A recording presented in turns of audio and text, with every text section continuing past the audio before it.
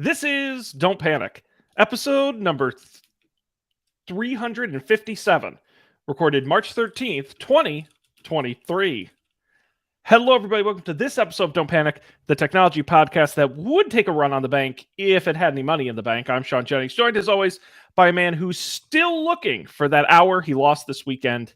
It is Colby Rabadou. Hello, Colby. You were joking, but oh my god, this time change destroys me. I don't get it. It's literally like it's 1 hour on a clock. I had a headache.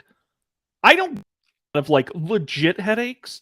I had a borderline migraine all day yesterday because of an hour. It doesn't make any sense either. Like it's like an extra hour of sleep. Like, shouldn't that be good?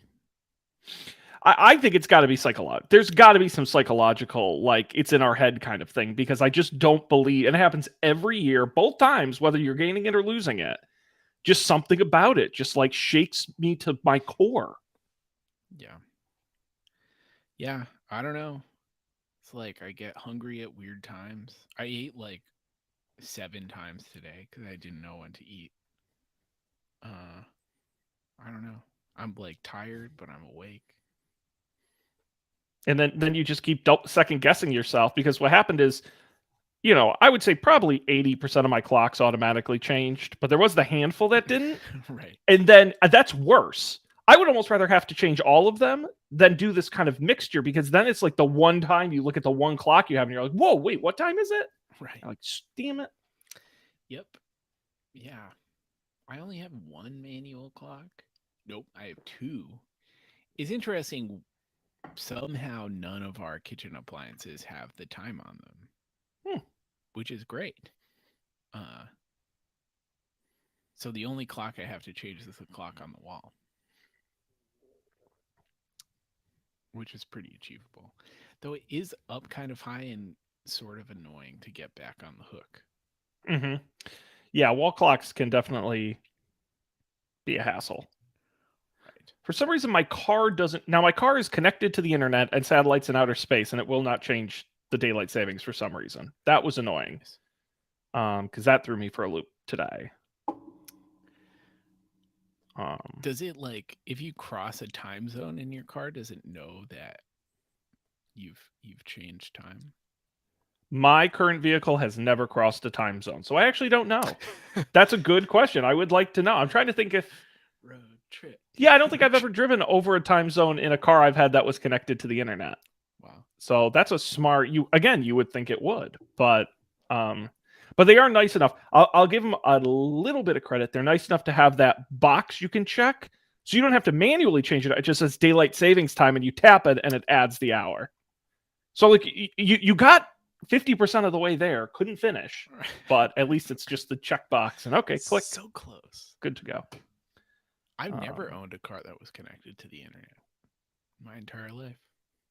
It has its advantages, but also, like every gimmick, it's a gimmick. But it's pretty. It's like, oh, look, you could start the car with your phone. Oh, that's cool. Except when they charge you like $60 a year for the privilege. Right. Hey, those satellites aren't cheap, man. They got to put those in space. That's true. Floating around up there, crashing into debris. Yeah, exactly. Hyundai had to really get theirs up in orbit. Yeah. Nice. Well, we're surviving. I'm sure by this time next week I will feel normal again. If I haven't died. Yeah, it took me hey! Hi. Look at this. And joining the program, Dan Miller. Hello, Dan. Hi. Dan, that's a very new background behind It's extremely new. I do need to adjust it like 1 inch this way. But I haven't had time. Nice. Close enough. What's going on, man? So much. So much. Happening. Yeah. Okay. Well, and that's it. All at once. That's it. We Good can update, spend the entire Dan. show talking about all the shit that's going on with me. Oh my God. I don't know if we should. Can we get like an AI to summarize it for you or something? Probably. SGPT, what's up with Dan? Yeah.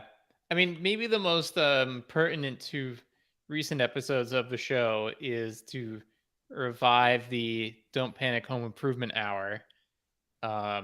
No one's see. There's all these things that no one tells you. No one told me that houses have teething problems. Have you heard this phrase before?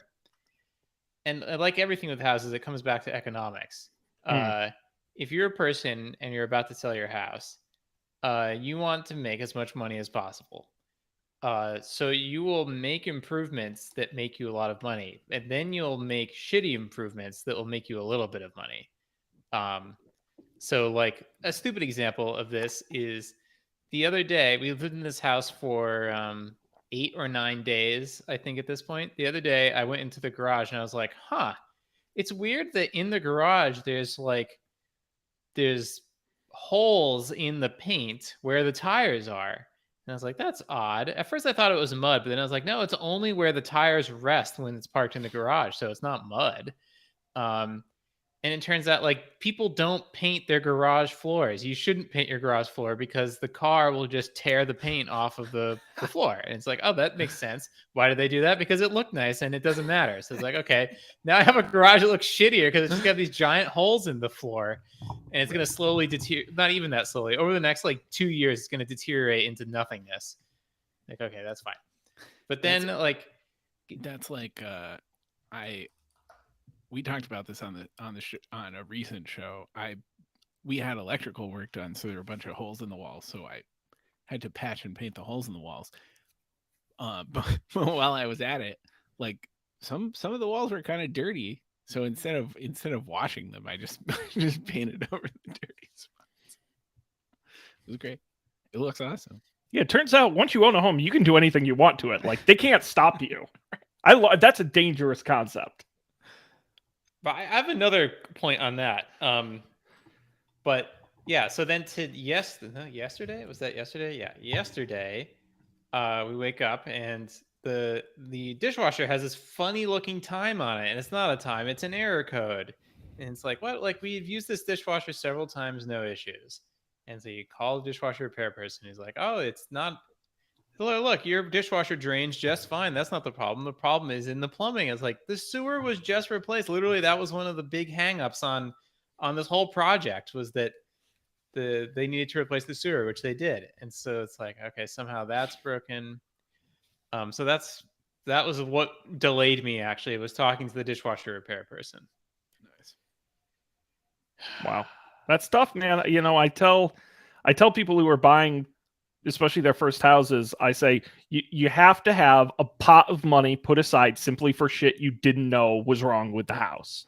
It happens. And by the way, as someone who has spent an absurd amount of money on that exact issue, I know exactly how you feel because I sometimes think of the stupid shit I've done on my house, and I'm like, if I was buying this house and knew some guy had done the things I had done, I would not buy this house.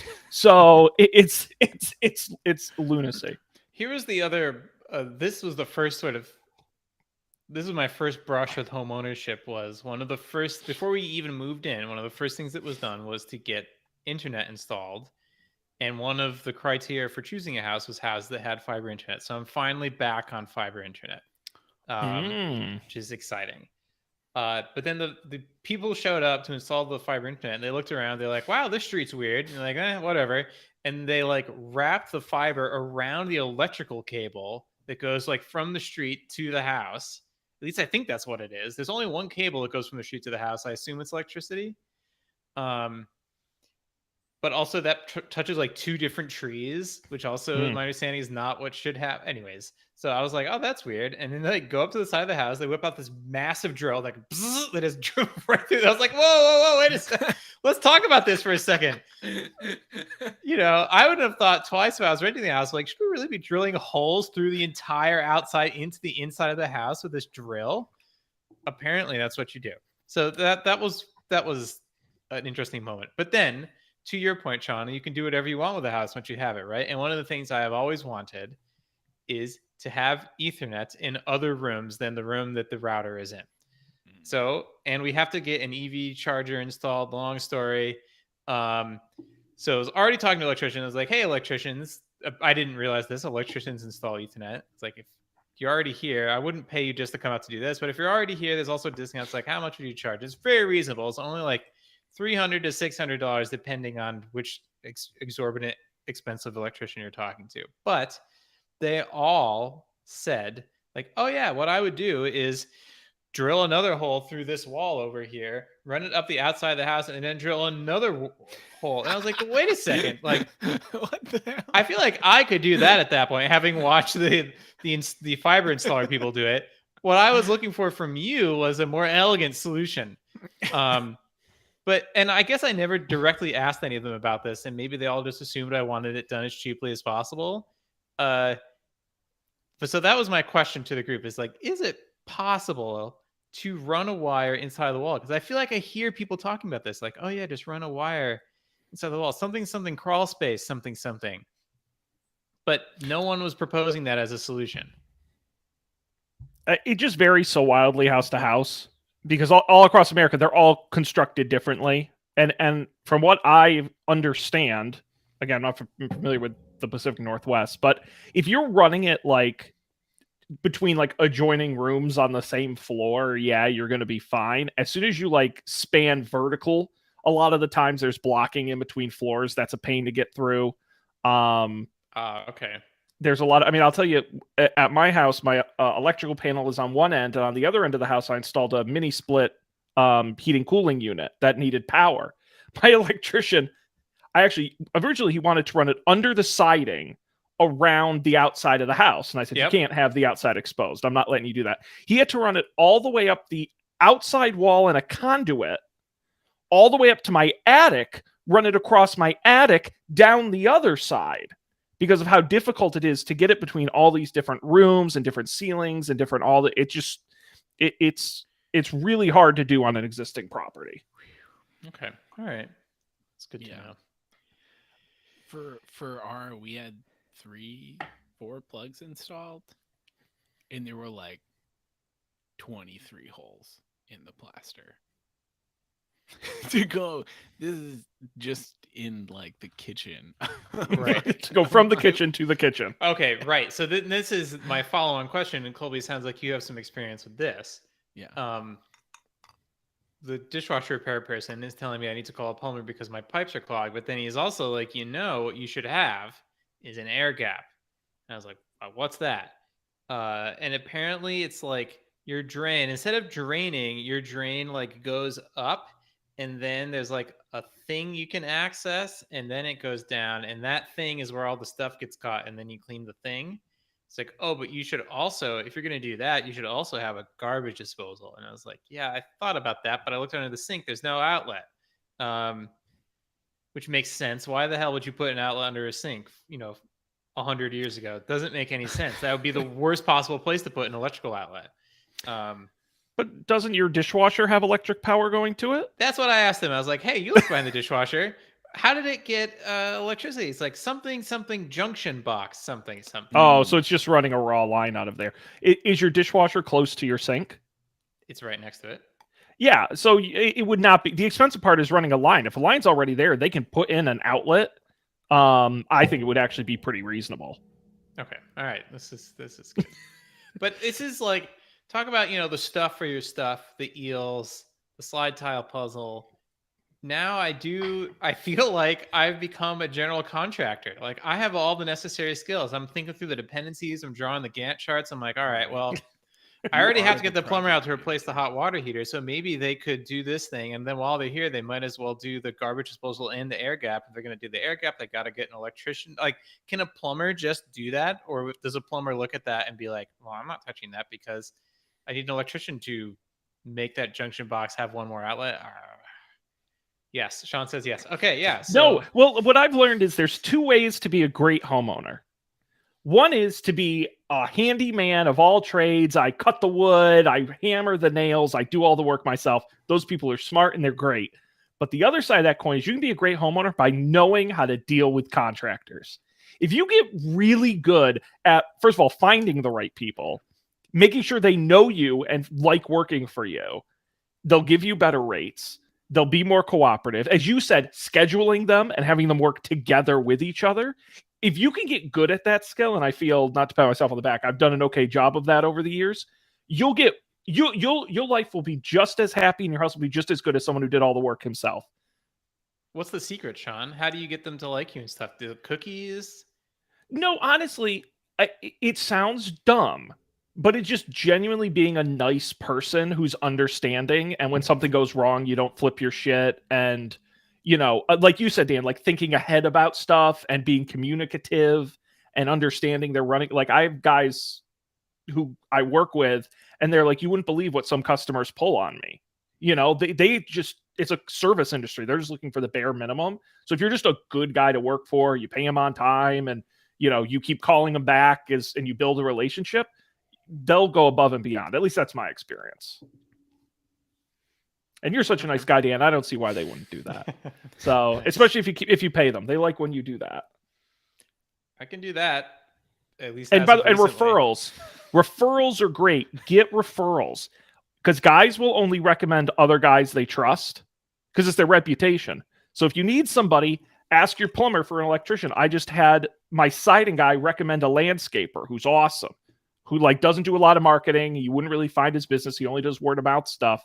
And he's fantastic. I would have never learned about him if I hadn't, my siding guy didn't like me and was willing to say, yeah, no, you can, Sean's a good client. Yeah. Yeah. But that's great. Congratulations. Thanks.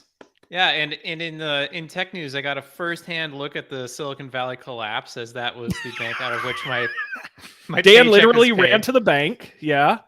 Yeah, I mean, no, I couldn't do anything. I was oh my god just sitting at home wondering what my future is going to be. So that also happened. Listen, Papa Biden's going to bail you out, buddy. Don't you worry. Yeah. Well, it's not really a bailout. The people will point out to you. Of course. No free money. Don't call it a bailout. I just, not to get onto that topic too much, but I did just read, was it Roku came out and said they had $500 million in cash in Silicon Valley Bank, like a quarter of all their cash. They're like, we don't know if we're going to get it. And I'm like, could you imagine just not having your $500 million? I can. Well, okay, there you go. I mean, Dan, I knew you were doing good. You just bought a house, but I mean, it's all relative, right? It was the equivalent of $500 million for us. Without that money, there was just no chance the company continues. So, oh my god, yeah. Yes, Dan LLC. Yeah, I got you. That's good. Yeah. Now that whole thing prompted me to learn that the FDIC insurance thing is only for $250,000. Not that I have $250,000 sitting around in the bank, but I guess I just assumed it wasn't a limit. And if it was way more money than I could imagine, but it's not. Yeah, I read it used to be per account. Wait, am I getting that right? Oh, it's actually not really per account. It's per account holder per bank. So even if you have multiple Chase accounts, my understanding is your individual liability is limited at Chase, JP Morgan Chase to $250,000. And if you opened up a Bank of America account, you'd raise your overall exposure to over $500,000. But a second Chase account would not get you there. But it used to be different.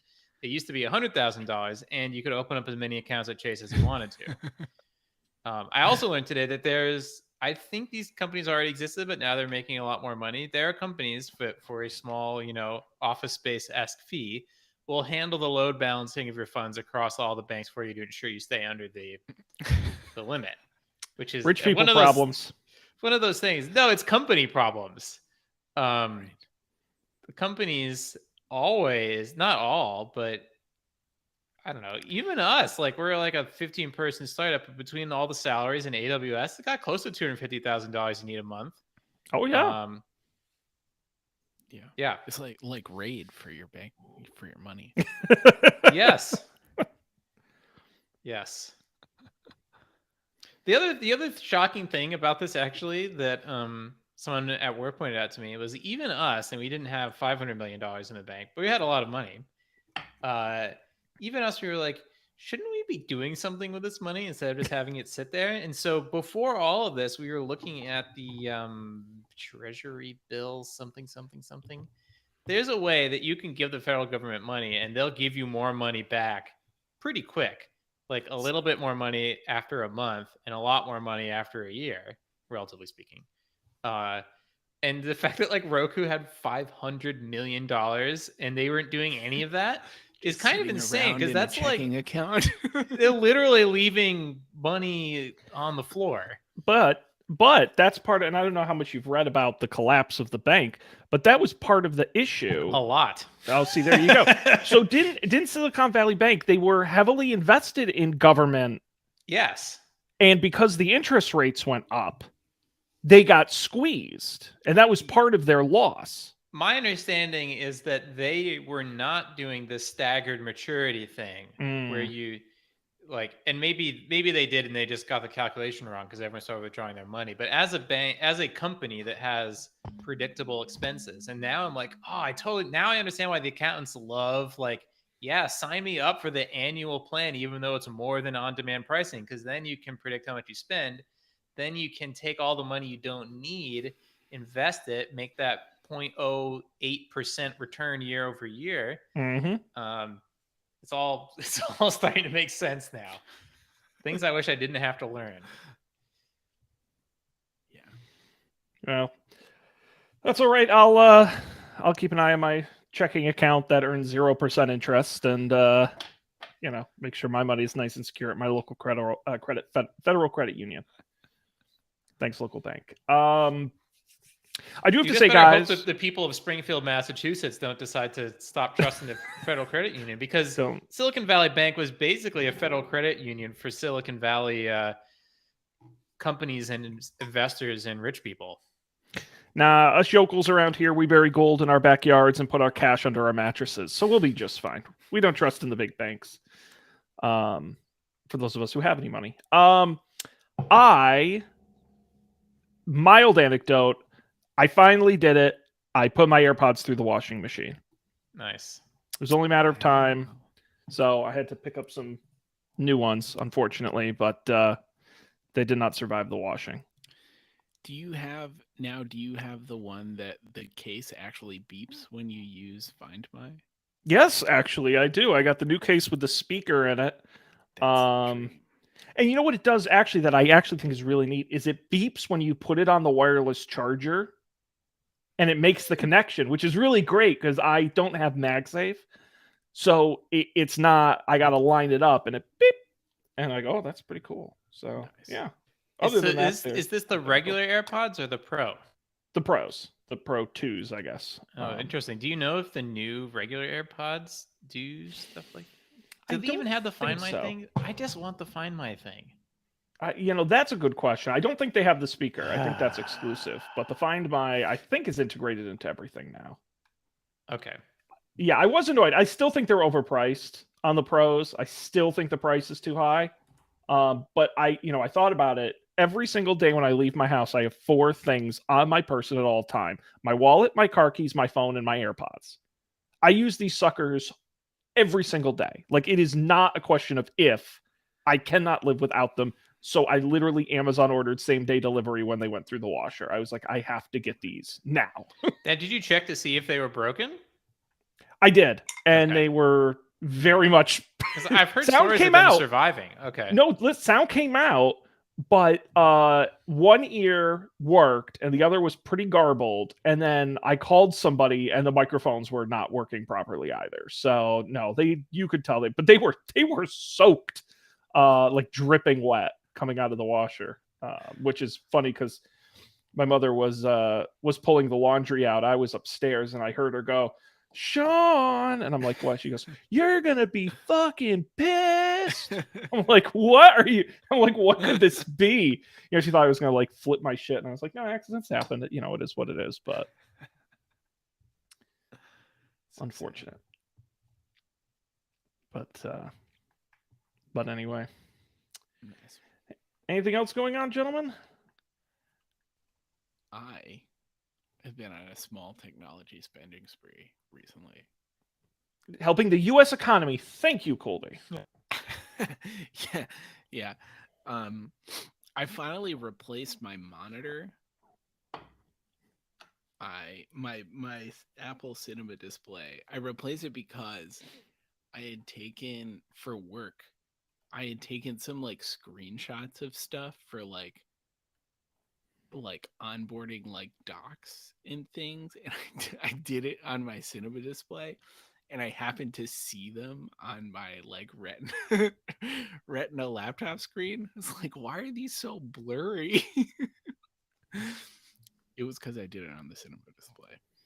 That less than 2x resolution screenshot did not hold up well to modern screens. So I bought the cheapest 4K mini LED monitor I could find, which is pretty cheap, but like $800. It was $800, which is cheaper than I expected. I was, I think what I decided is I would get this non-Apple monitor for $800, and if it's terrible, that's fine. They're gonna release new monitors, and I'll spend $4,000 on it, on whatever stupid monitor that they come out with. And if it's fine, then I won't. I'll just use this one. And so far, it's only been like 4 days, but it seems to be fine. It has the high resolution. I spent the extra like $200 to get the high refresh rate one. So, Nice. That's better than the Apple display. right. And so I don't know. It seems nice. It has HDR. And then I was just perusing the internet, and I happened to search for PS5s, and there were PS5s in stock at the Target near me. Ooh. So I got a PS5 to plug into this stupid monitor. Nice. Oh And, no. Yeah, I really went through a massive visuals upgrade recently. So you guys are really high definition in a way that you haven't been in the past. Well, it's funny. I'm also kind of like Dan is weirdly high definition because of his fiber. Dan's never looked crisper. It's upsetting. The house is doing wonders for you, Dan. Great. So between that and your monitor, we're just absolutely gorgeous. Colby, how big's the monitor? What size you got there? 27 inches. Same Oh, as the nice. one. Yeah. Pretty reasonable. And what are you? Any particular things you're playing on the PS5 that's looking great in 4K? I've only played Horizon, not Horizon. Horizon? The new Horizon? Whatever. New Horizon. No, Horizon. Horizon Forgotten West. Forbidden West. Forbidden West. We got there. Close enough. Our powers combined. Yes, that's the only one I've played so far, and it looks quite nice. It's one of those like after you play for 5 minutes, it like loses the effect, and it's just like, oh yeah, I'm playing the game. But like every time I turn it on, it's like, whoa. Yes. And then you start noticing how crappy other things look. I did that. Yes. I just Nessun, who's our sort of local sports channel here in New England, you can stream Bruins games in 4K when they play in Boston. And when you first turn, you notice the difference, especially in a high-speed sport like hockey, where there's a lot less pixel. You can really notice the motion in 4K. And then after watching it for 5 minutes, you're like, all sports should look like this. And you stop noticing after a while. And then you like put on regular hockey on TV, and you're like, oh, this looks awful. Disgusting. Yeah. The only other game worth playing is the Spider-Man Miles Morales game of games that benefit from the PS5 IMO. I haven't played all of them, but I've tried a couple. Coming from the PS4, I really appreciate how quickly things load, because like I think you're muted, Dan. Oh. Now am I muted? No. Okay. I said that's the number one reason to get it. I agreed. Yeah. Because boy, with the new games, did you sit for a long time between like every time? I mean, at least at least there are less loading screens in games than there used to be, but like, holy moly. I remember It's like- playing the Last of Us 2 on the PS4, and it was like, I think at least a minute. You'd start the game, like, oh, continue X, and then it'd be like this beautiful, slightly animated loading screen you'd stare at for 60, 70 seconds. Like, oh my God. What is happening in the background? Like, what is actually going on? It turns out it's just like I guess it's just loading stuff off of a spinning disk hard drive. It's super slow, it turns out. Right. Got to get all that gunk into memory. Yeah. So that was my adventure. I got the PS4 with no disk drive. I Mhm. mean the PS5 with no disk drive. It's slightly less bulbous than the other one, which is nice. I was disappointed that, like, I feel like that this this does not have like meaningfully more hard drive space than the PS4 did relative to how much larger games are. But I feel unlike the annoyed by it. PS4, it has a slot for an additional hard drive, I think. Ooh. I think Well, that's maybe I'll true. get And you one can of just those. you can go on Amazon and get one of those teeny tiny fast SSD things and slot it in, I think. Nice. Okay. I'll accept that then. You still have to pay for it. But Well, that's fine. yeah. Listen, he's on a spending spree, Dan. Don't matter. He'll pay for it. He just Right, goes into Best right. Buy and they just say, whatever you want, sir. Help So- yourself.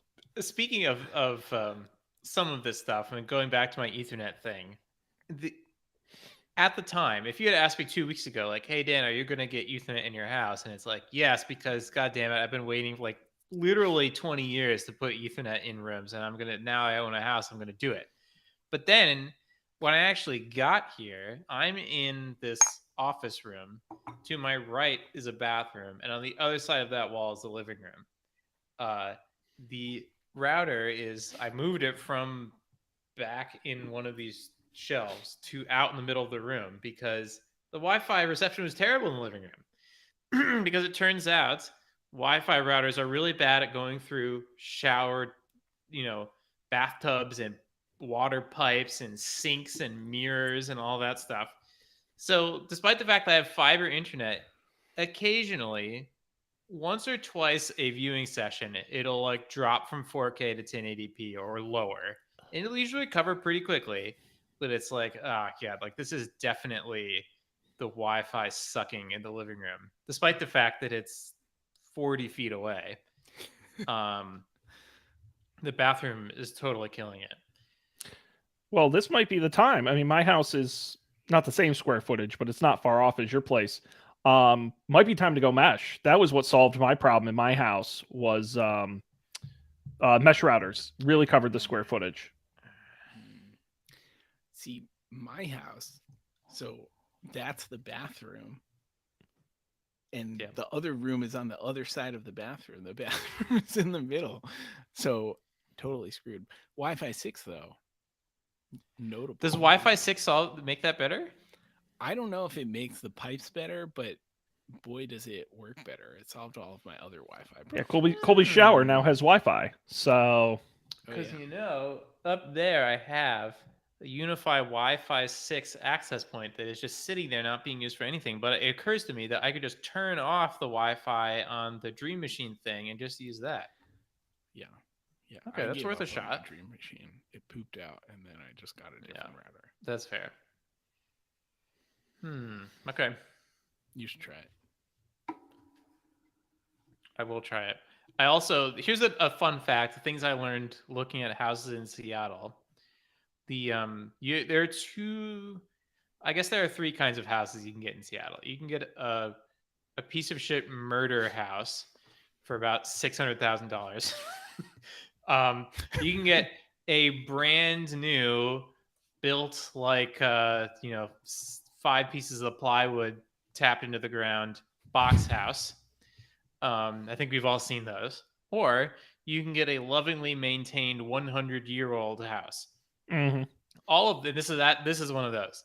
All of those houses, when you can't hear it when someone's walking upstairs, and if you knock on the walls, it doesn't just reverberate like a bass drum. But none of them have Doorbells, just none. It's completely not surprising to find no doorbells at all. I don't understand what people did 20, 30, 40 years ago. Everyone just knocked on the, I don't know. But now everyone has the battery powered doorbells. So I need to get a battery powered doorbell. It cannot be wired. I guess it could be, but it just seems like $1,000. I don't want to spend right now. Just Right. everything else. Got some When guy I could just drilling holes all the way through your walls. yeah, when I could just spend $100. Like, oh, I totally get it now. Yeah, sure. Wi-Fi doorbell. So I got a Wi-Fi doorbell. Also, they're like no Wi-Fi doorbells that work with HomeKit, which is annoying. There's one, but it sucks and it overheats in the sun, and our door is south facing. So like that doesn't seem like a wise investment. So I have a Arlo. Oh yeah, Arlo. It might be. I can't actually see it, but I haven't installed it yet because I have to drill holes in the side of the house to mount the thing on the wall. Do you have a drill? So I have a drill. My uncle very kindly heard me not complaining. I was just noting. I was like, there's a bunch of shit I just cannot do because I've never needed a drill. The one time I needed a drill in the Manhattan apartment, it turned out my grandfather had in the closet a drill, a hand crank drill, which I used to drill because I needed there's no smoke detector in the house. I needed to install a smoke detector. So I got one of the fancy Nest smoke detectors and I needed to drill some holes to mount it. And I drilled these holes by hand through the plaster. And it took all night. And also I was drilling into the ceiling. So eventually my hand would go numb from being above my heart for too long. And I'd have to take a break. But other than that, I've never needed a drill. And so anyways, I was noting this to my uncle. I was like, we're going to hang all these photos or paintings and stuff. And got to drill holes in the wall because some of them are super heavy. Lena has this giant, I don't know if you've ever, I guess maybe neither of you have ever seen it. A giant solid wood, vibrant pink picture frame with nothing inside of it. But attached to it are lobsters and apples and like plants and all sorts of crazy shit. It looks really cool, but it is incredibly heavy. It's just all solid wood. So gotta hang that. Anyway, so my uncle gave me a drill, a power drill. So I have a power drill that I haven't even opened. He decided I was gonna be Ryobi man, he said. So that's where I'm Nice. That's where I'm at. Good brand. Yeah, I did a little bit of research. It's like, oh wow, so yeah, they're trying to sell you on like buy into our battery ecosystem, and then you can get the power washer and all the other crazy shit. So I have anyways, long story short, I have a drill. I'm just a little afraid to use it, if I'm being honest. I've used a power drill to like construct, a set for like a play, but it doesn't really matter. Like the worst case scenario is you're going to ruin this like 2x4. I've never used a power drill to drill into a wall that might have wires in it. I guess that's unlikely, but potentially not impossible on the outside of the house. I don't know. So that's to turn it back into Don't Panic Home Improvement Hour. That's where I'm at with the video doorbell. It's sitting here in the box behind me. Well, good. Yeah. Well, that shouldn't be too bad. I think what I usually say is like the test of a homeowner is a TV mount. Oh, no, that can get like you graduate up to that because you're putting in bolts that are that long directly into the studs, man. That have I told you my philosophy on this? If the consequence of screwing something up, if the magnitude of that failure is more than $100, I pay someone to do it. And with the TV mount, definitely, like even if the TV was less than $100, just something that heavy crashing to the ground is going to destroy these beautiful, lovingly maintained original hardwood 100-year-old floors. So yeah, absolutely not doing that. But a video doorbell, it does seem like the worst case scenario is I fuck up the video doorbell or drill the wrong size holes into the side of my house, into the siding. Low stakes. Like it mounts into the siding. You'll be fine. It'll be fine. Okay, thanks. I've drilled a lot of holes in the walls here. Just for fun. Just for fun. It's a hobby. Fun. I mounted the TV on one wall and decided that was the wrong wall, and so I put it on the other wall. Wow. That's called courage. Apple, take note.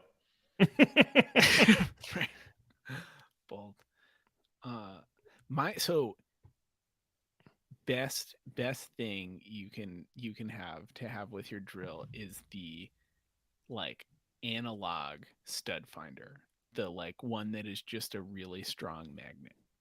I'll put it. It can be my interesting. pick for this week. He did also give me a stud finder, but I also haven't opened that, and I have no idea how it works. He did say he didn't get the super expensive one that has the radar built in, although he thought about it. So it's not that. But I don't know if it's magnetic or The or magnet what. one is the good one. If it has batteries, it's probably not good. Interesting. I don't know. I've never used a stud finder with batteries that like actually found any any studs. Here's a dumb question. What is a stud? Well, so in a house, right? Like Yep. inside the walls behind the plaster are like every like in America Pieces of usually wood. It's they're pieces of wood that go up and down and hold the ceiling up that are like every 16 inches there's a piece of wood that sticks straight up and down. And the manual stud finder finds the studs by finding the screws that they use to screw the drywall into the piece of wood. Which is So it's a screw finder. Right, yes. Really all metal things finder. But it also finds pipes in the walls, which is nice because you don't want to drill holes in those. Well, that was what I was going to bring up. There are other metal things in the wall. Oh, but I guess what you're saying is if you know where the screw is, you don't want to drill there. You want to drill above it or below it. Yes. Yeah, absolutely. I No. see. And basically anything of any weight, if you're putting it into drywall, you really need to put it into a stud. Drywall does not have a lot of holding power. Yep.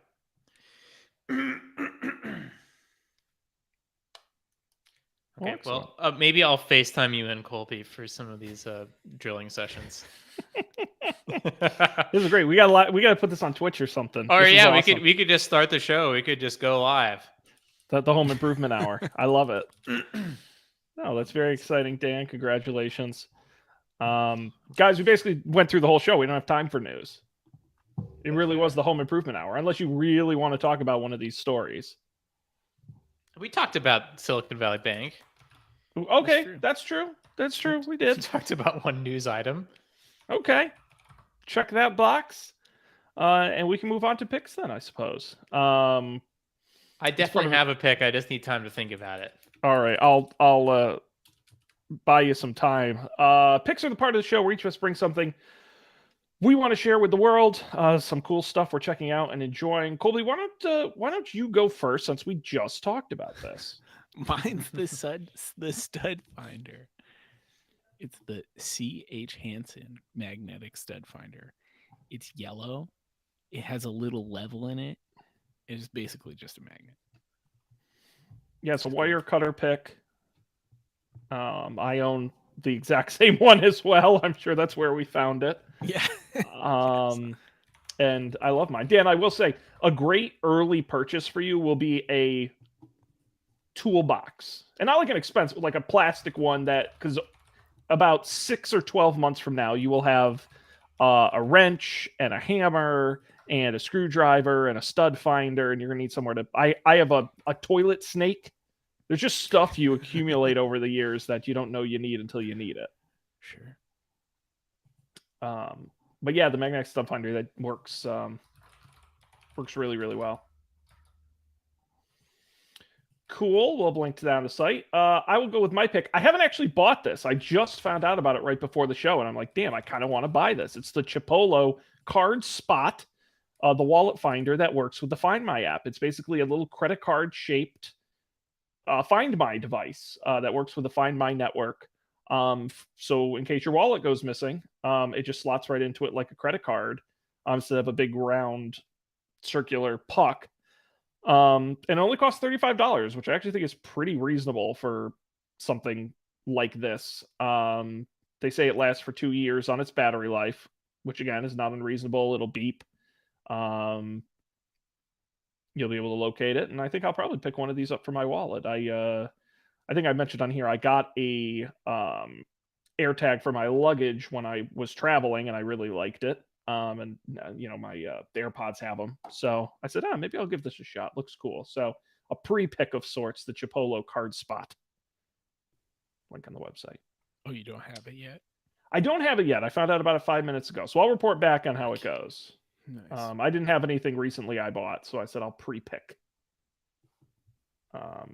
And on that case, Dan, I see can't your believe pick. I haven't picked this before, but according to the website, I haven't.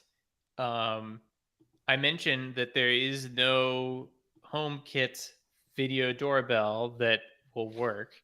But luckily, there's this thing called HomeBridge that allows you to take almost anything and connect it to HomeKit. So if there's a thing that's connected to the internet, I've used it for the MyQ garage door opener, which doesn't work with my. Oh, that was another thing.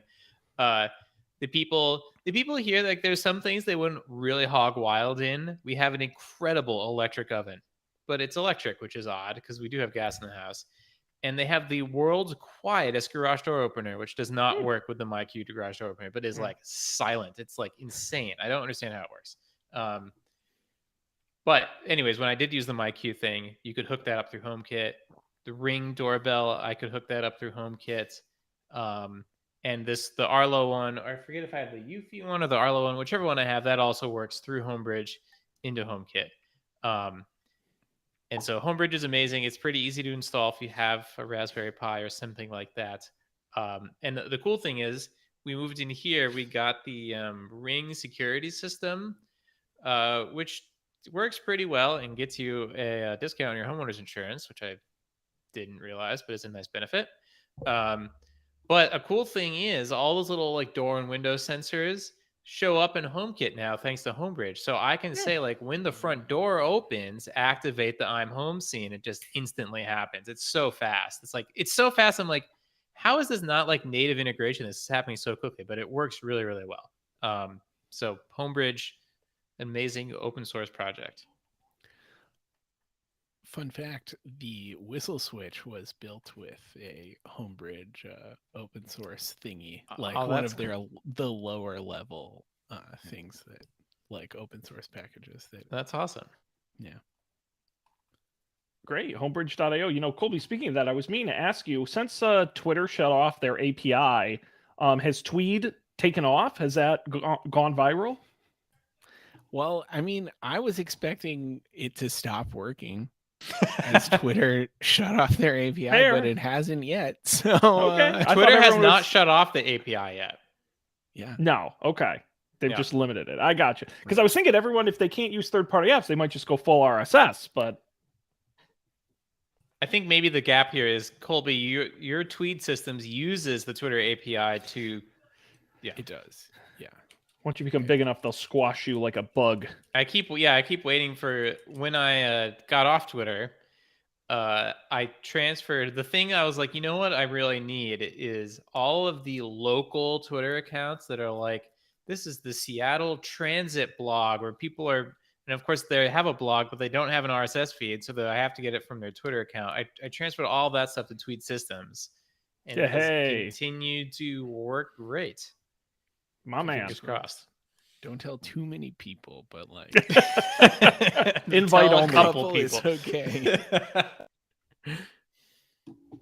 Yeah, I want to look up how many tweets we've served recently. This is the one thing I do on the Twitter account. Well, Dan, you gotta start posting your home renovations on Mastodon. Yeah. Because Dan's one of my, now of course I only follow like 12 people on there, but Dan's right up there. One of my top 12 that I follow. Thanks. Yeah, I didn't really feel like tweeting a lot or tooting a lot recently. I had one toot lined up for last Friday, which was just going to be ha ha ha like 16 times. And then I decided not to toot it. Yeah, not adding much to the discourse. I got you. But we're feeling for you. Well, that's great, Dan. Again, congratulations. That's wonderful. Hopefully things will settle down for you a little bit, though knowing you, I highly doubt it. I don't think things have ever been settled down for you in the history of mankind, but so be it. I'm going to start the wrap up here, but I can't end this show without talking about the other show up for debate. Guys, you know what month it is. Oh my God, it's March Madness. It's March Madness. Thank you, Colby. It sure is. We're in the thick of it. We just published a little while ago our first episode of the month. would you believe me? And now for the third March in a row, we're playing text-based adventure games again. This week, we play a Batman-themed adventure game. And I'll give you a little bit of a spoiler. The very first option of the game is you can play as Batman or as Alfred. Guess which we chose. And it's actually very funny. So I do recommend people check out that episode, upfordebate.tv, where we get podcasts. Check it out. Just look for Up for Debate. We'll be doing that all month long. And I will warn you, Matt always comes up with some theme. And this year's theme is, there's a website that has all these games on it. In the first week of the month, we're going to do a 5-star rated game. In the second week, we're going to do a 4-star rated game. In the third week, a 3-star rated game. And then the last week, we're going to do a 2 or less star rated game. Mind you, the 5-star rated game was not that great. So I am very concerned about where this month is headed. That's a great plan. Very Matt. Very Matt. And I will have to talk to you guys too about his new hobby. He's getting into woodworking. I'm very worried for his well-being. Yeah, he's a woodworker. Yeah, I'm very good. I warned him that he needs the paramedics on standby. Poor guy. Well, if he wants a project, I might have to redo the cabinet between the dishwasher and the sink if I'm going to install this shit. So, no, Dan, you already have learned. Listen, you've been a homeowner for a little over a week. You've already learned. Just drill a big asshole. That's true. That's the solution to everything in the home. Every cable installer I've ever met is like, need a wire there? I'll get the biggest drill I got. That's true. You know what? They should just make all walls to be slightly porous, like the Mac Pro case, but have them each wall offset from the others, so you can only see into the next room, but not the room after that. But then you have sort of free channels between each room. Idea. Maybe it works a little bit differently for bathrooms, but otherwise it's a different kind of open concept. Well, breathable. The acoustics are going to be awesome. Yeah. Wonderful. Well, listen, this show is don'tpanic.io. Of course, go to our website. There's the URL. It's going to have links to all of today's picks as well as all the past episodes. Of course, you can subscribe wherever you get podcasts. We're on all the major platforms. You can also get the video version on YouTube and see how crisp Dan's video is. And then you should follow us at Don't Panic Show on Twitter. Email us don'tpanicshow@gmail.com. That's going to put a pin in it here. So great to have all three hosts back. Glad to catch up with you guys and all of you at home. We appreciate as always. On behalf of Dan and Colby, I am Sean. Thank you for being here. We're going to see you next time for another fantastic episode of Up for Debate.